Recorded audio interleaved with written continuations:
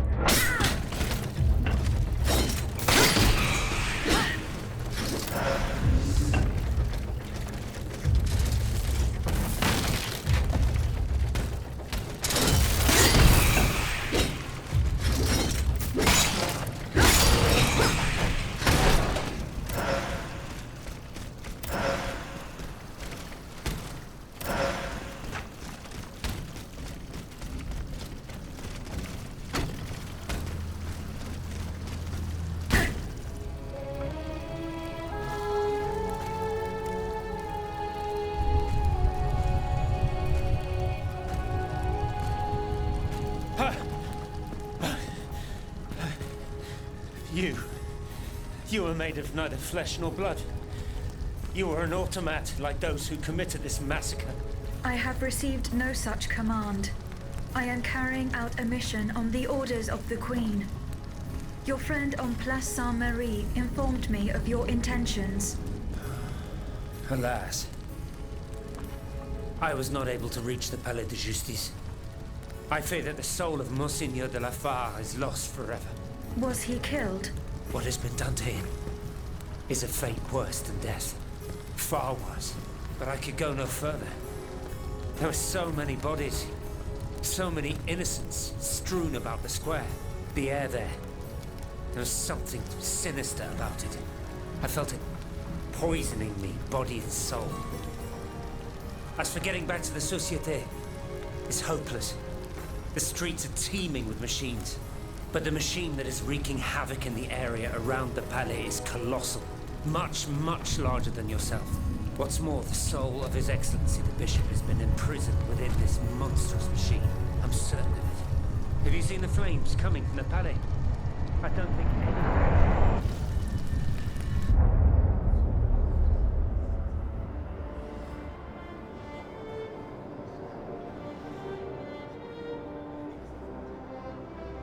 I, Henri de la Fare, Bishop of Nancy, ask the Lord to bless this assembly and watch over this meeting of the Estates General.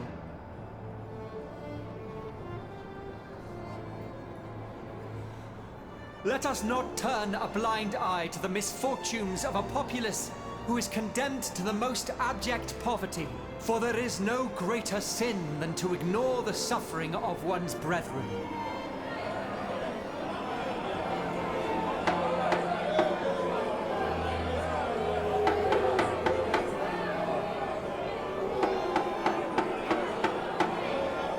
The wickedness of the court is an insult to the misery that reigns in our lands.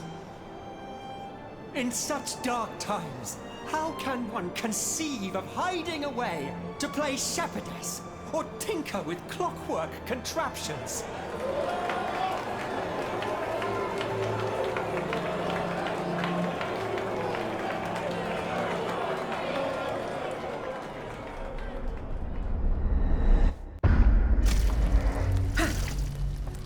Mon Dieu, what happened? You stopped moving. I feared you had broken. I do not know. I only touched this ring. Monseigneur de la Fare's ring. Arthur, whoever you are, help him, please. Lord, let not that his soul be forever lost. Make haste, I beg of you.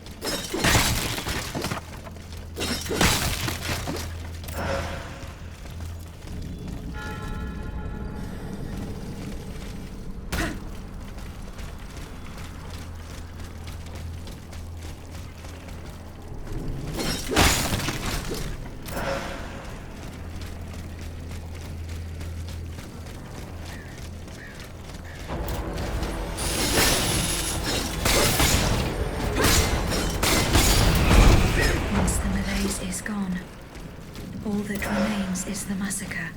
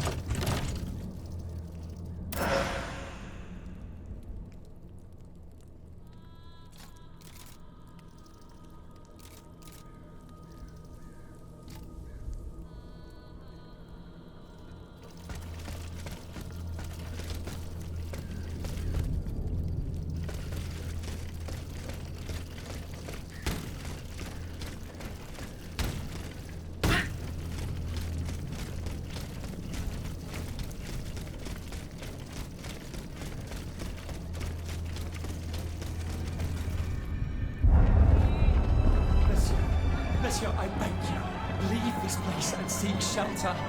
I have seen these machines in action. I know all too well their capabilities. I implore you, vous n'avez pas une chance. Stop! S'il vous plaît, heed my words, flee! We must leave this place, Monseigneur. There's no time.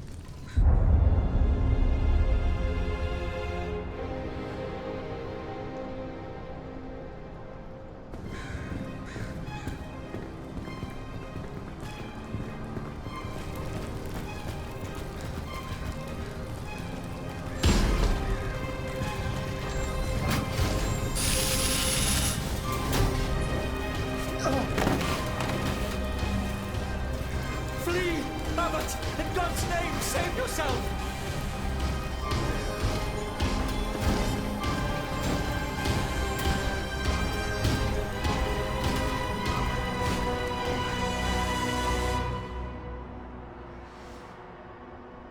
Take this to the clerk's office at the Châtelet.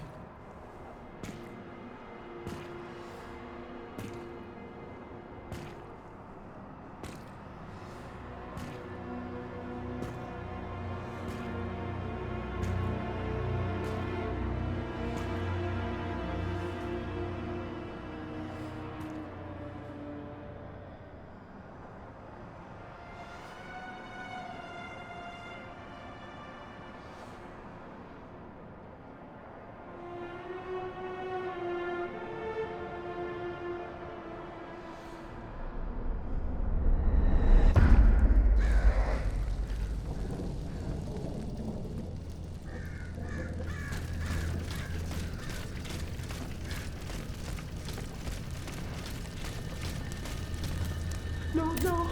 But I thought I was safe. It never ends.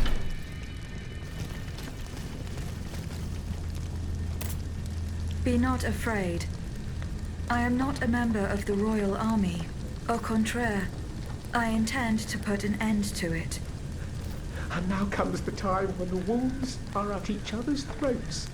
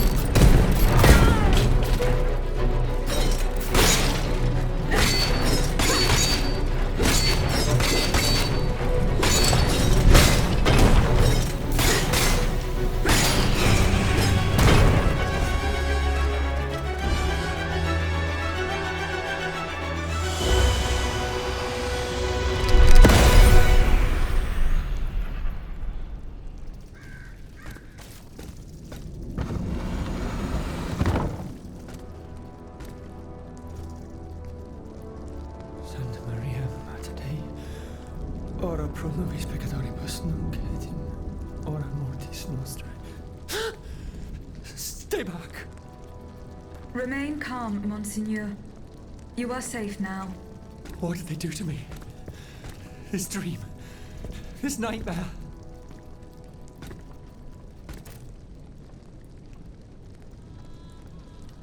What nightmare, Monseigneur? It was terrible. I was but a shadow among shadows. There was so much anger, despair. How long has it been? A day? A year? Oh, fire! There were flames everywhere, and death! The suffering I was forced to inflict. Oh Lord, what have I done? Is this the hell that awaits our immortal souls once our time on this earth has ended? If this is true, then how are we to go on living with nothing to hope for, nothing to believe in? How were you captured, Monseigneur? I was with Abbé Grégoire in Place Dauphine. We'd gone to speak with the volunteers of the Garde Nationale. We implored them not to take up arms against the King's machines. Alas, they refused to heed our words, and we had to leave in great haste. After that, mon Dieu, I can't remember a thing. Those poor people. These automats were truly made in the mold of their master. Ruthless. To think, for just one simple reproach against the court, the king cast me into hell. You owe your freedom to Abbé Grégoire. The good abbot, I tell you, this man is utterly irreplaceable. He has devoted himself body and soul to the mission I entrusted to him. Investigating the king's entourage. In particular, the man who enabled him to create this ungodly army. But, mon Dieu, the notes. What notes, Monseigneur? The notes the abbot placed in my safekeeping. Those heretics took them. I know where the documents can be found. I must go to the Châtelet prison. What shall I do? Where will I be safe? Go and join the abbot at the Société des Amis des Noirs. The way is clear for now, but you must go quickly. More automats will be here soon.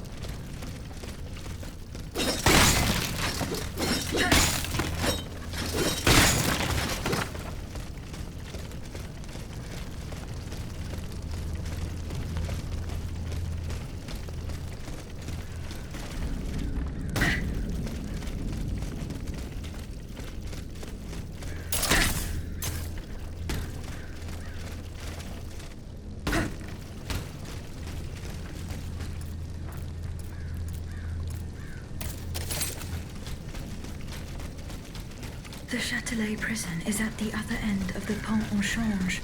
This grappling hook will be very useful.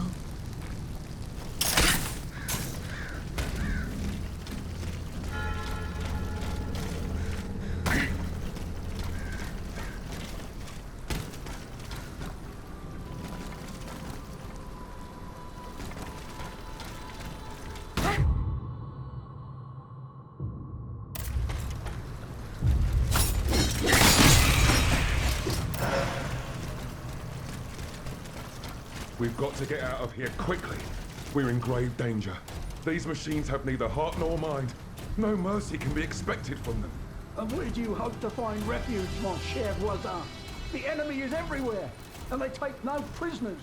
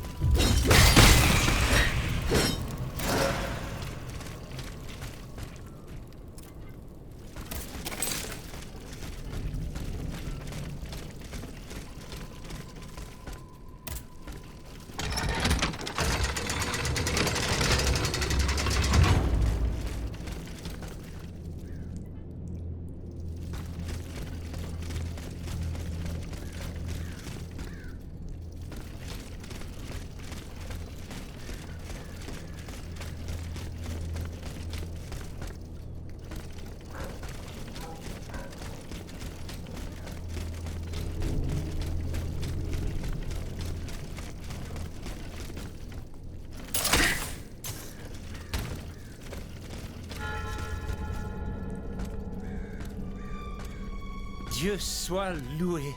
It is such a blessing to see you safe and sound. This belongs to you. Bless you, whoever you are. You have our eternal gratitude. I believe you've met Monsieur Julien Raymond from distant Saint-Domingue. He's one of the most eminent members of our organization. And you, mademoiselle? What should we call you? My name is Aegis. Ah, yes. The Aegis. The mighty shield and scourge of Zeus. I wonder... Earlier, by the Pont Neuf, when you touched Monseigneur's ring, can you explain what happened?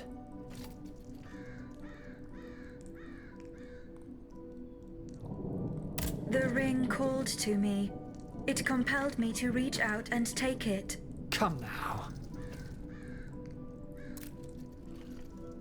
The moment I touched it, I was transported. Somewhere else. It was the same strange world that you were in, Monseigneur. Hell, you mean? Or purgatory? I saw things there. I saw Monseigneur giving a sermon. What wickedness is this? This explains the moment when you froze. And this isn't the only time you've experienced something like this, n'est-ce pas? That is correct. It also happened with two objects I found in Place Dauphine. And what happened there?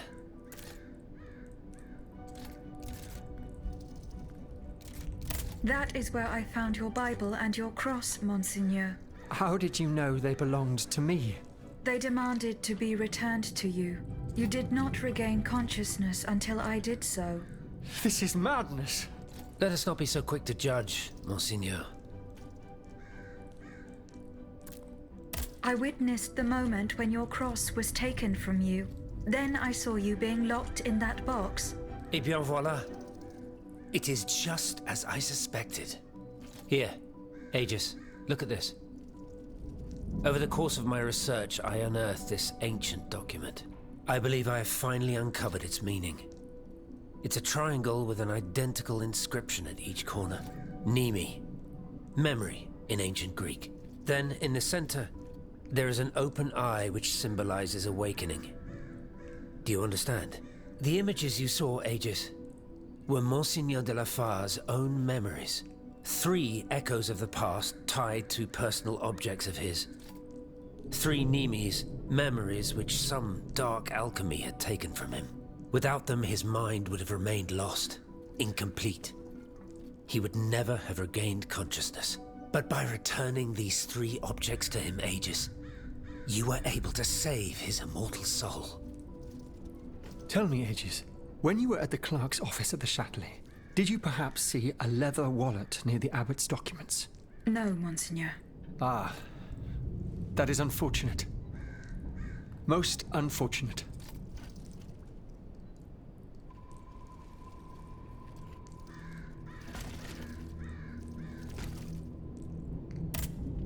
Monsieur Raymond.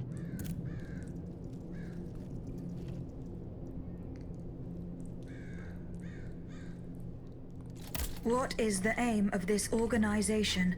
We publish articles and exert our influence on those who are in a position to improve the lot of our unfortunate brethren. Our numbers grow by the day, and we have many illustrious members, such as the Comte de Mirabeau and the Marquis de Lafayette. But it was Monsieur Brissot and the abbot that founded the group. Good old Brissot. Shouldn't he be here by now? Yes, mon père. He should have arrived hours ago. Alas, there's been no sign of him. I hope to God that no misfortune has befallen him.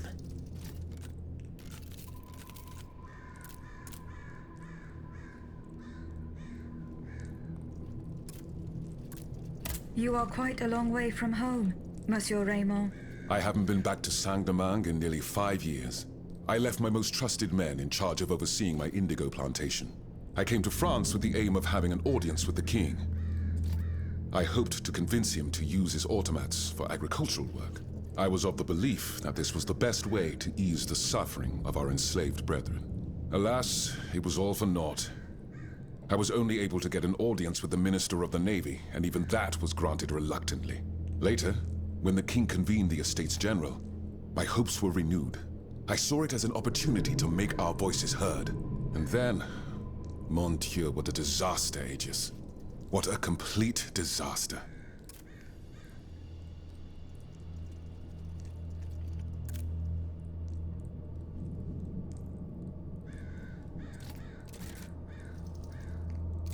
What fate does the kingdom reserve for those with black skin?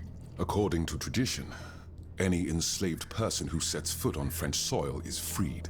This rule is most problematic in the eyes of planters in the colonies, who would seek to maintain their precious labor force.